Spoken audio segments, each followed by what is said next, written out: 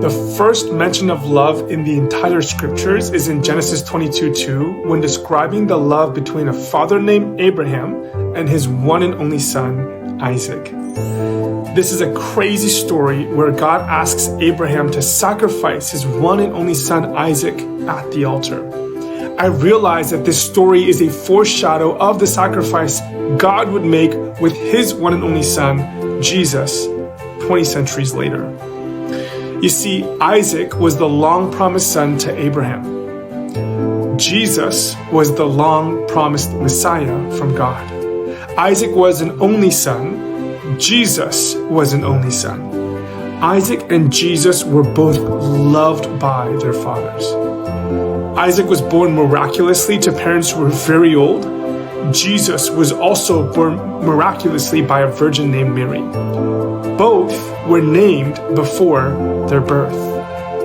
Abraham and Isaac were accompanied by two servants on their way to the altar. Jesus was also accompanied by two thieves at the cross. Isaac didn't do anything to deserve a death penalty, and neither did Jesus. Isaac carried the wood for his sacrifice on his back. Jesus carried the crossbeam of his cross on his back. Isaac willingly laid down his life submitting to his father, and Jesus also willingly yielded to his father's will and not his own. The place of Isaac's sacrifice was at Mount Moriah, and many scholars believe that Golgotha was also at the very same place. The only difference is that when Abraham was about to sacrifice his son Isaac, God stopped him. But when God's own one and only son was laid there, hanging on the cross thousands of years later, bearing the sins of the world, God did not save him, and Jesus gave up his life for you and for me. Isaac didn't know that he was the intended sacrifice and asked, "Here is the fire and the wood, Father, but where is the lamb?"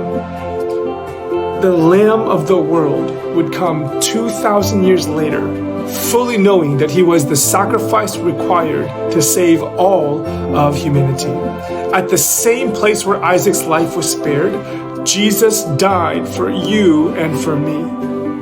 This God, who is so rich in mercy, loves you more than you can possibly ever imagine. May the love of God transform you today.